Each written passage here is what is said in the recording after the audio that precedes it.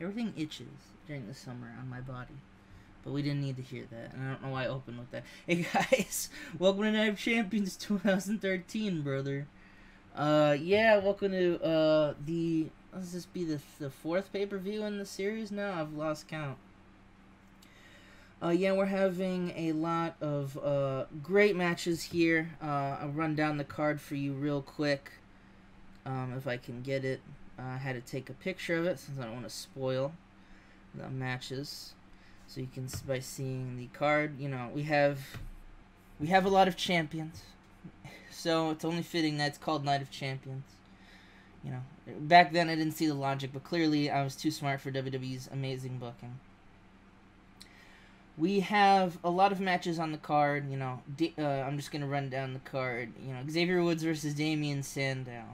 Chris Jericho versus The Big Show. Motor City Machines versus World Greatest Tag Team titles. We got a triple threat for the U.S. title, a triple threat for the World Heavyweight Championship, John Cena's Reign of Terror in danger. Beth Phoenix takes on AJ Lee for the Divas title. You know, the Intercontinental title, Ryback versus Ted DiBiase. We have, is that it? We have, oh no, that's pretty much it. Well, there's one last match, I almost forgot. The main event, you can't forget the main event. And that is the Raw Championship Scramble match for the WWE Championship. So, without further ado, let's jump into Night of Champions 2013. And with a pre-show bout, you know, I was going to put on the main card, but Damien Sandow just doesn't have the pull yet to do it. At the Sun Devil Stadium, it's Xavier Woods defends his NXT title against Damien Sandow when he hits him with a Lost in the Woods, making the fourth defense of the NXT Championship. Xavier Woods has been pretty good. He gets a, you know, the rating's not that bad.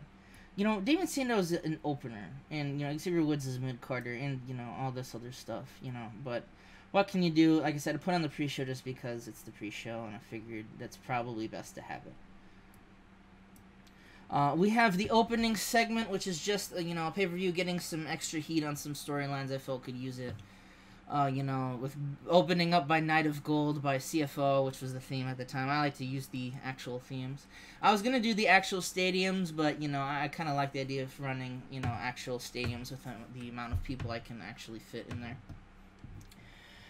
But, you know, basic just intro package. You know, we see all the champions give their thoughts on their matches. Yada, yada, yada. Who cares? Let's jump into the first match. And the first match is going to be for the tag team titles.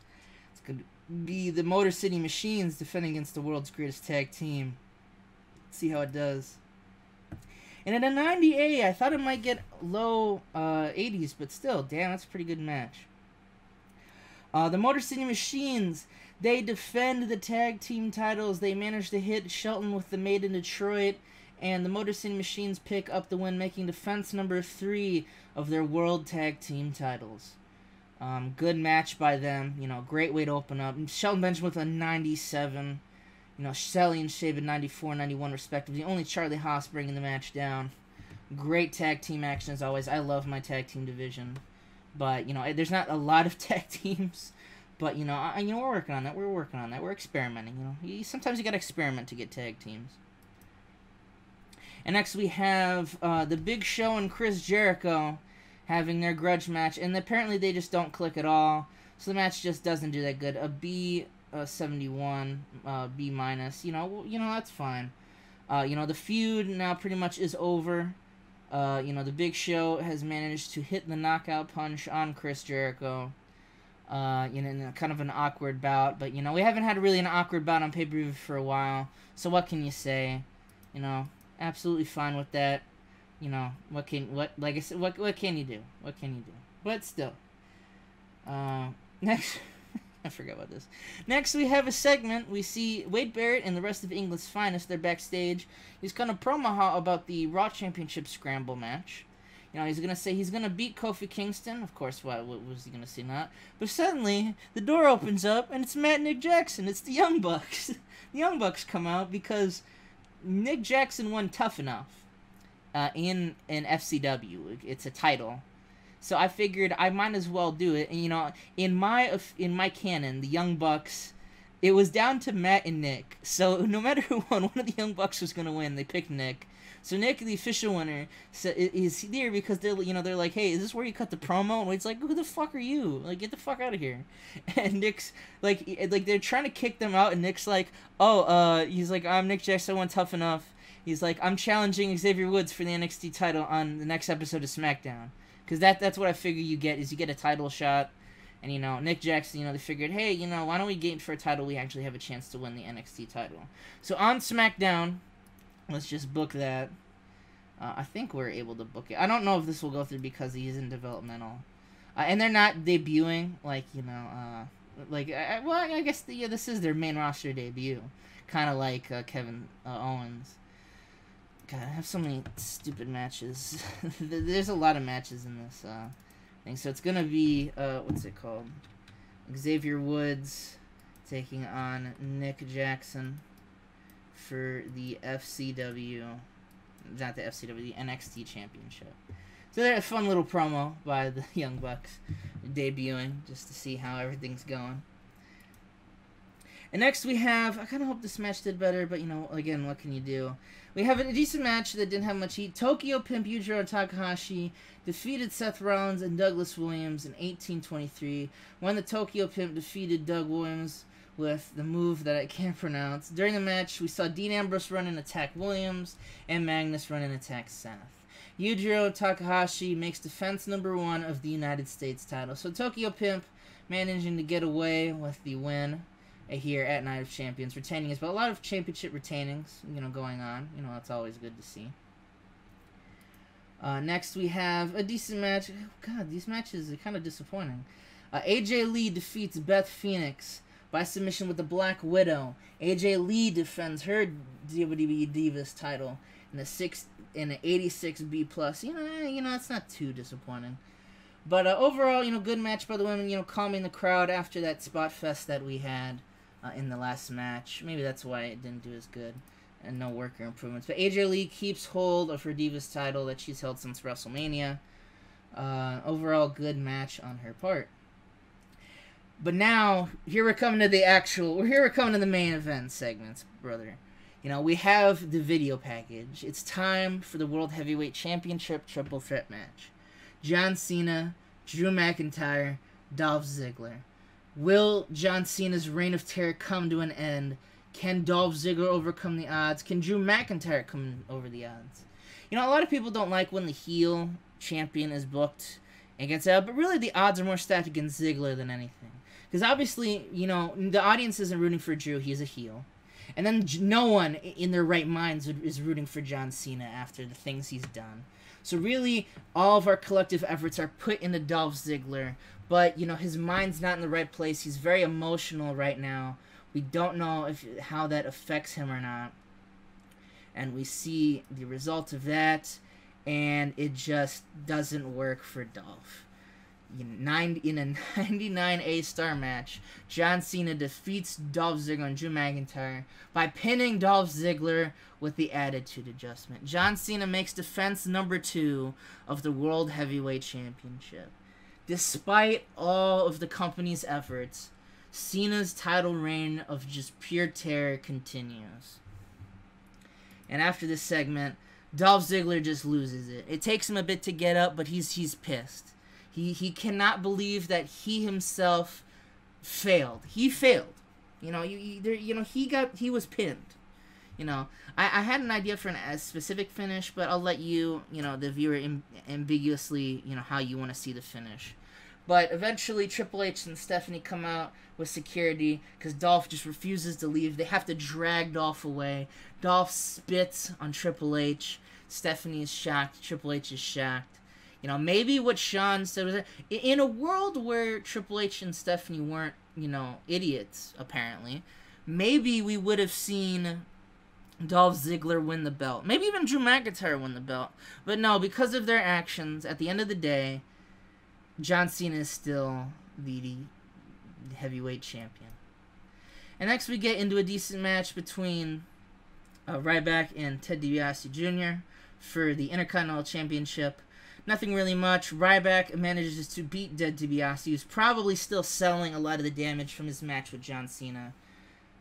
And unfortunately, again, another championship retaining, championships are all being retained here. So, Night of Champions, the champions coming out strong, the night's named for them, But, we do still have one last main event, and that's what we're hyping up now. The Raw Championship Scramble. The first time the Championship Scramble has been around in a long time. Kofi Kingston, the current champion, has been champion since WrestleMania. He's taking on Wade Barrett, Bray Wyatt, the former champion CM Punk, and Evan Bourne. There's a lot of talent there. Bray Wyatt's gone on a tear since his debut with his U.S. title. Evan Bourne is one of the best athletes Raw has. Wade Barrett is just a mammoth of a man. The Barrett barrage, laugh as you may. When it hits you, it hits you. And then CM Punk needs literally no introduction.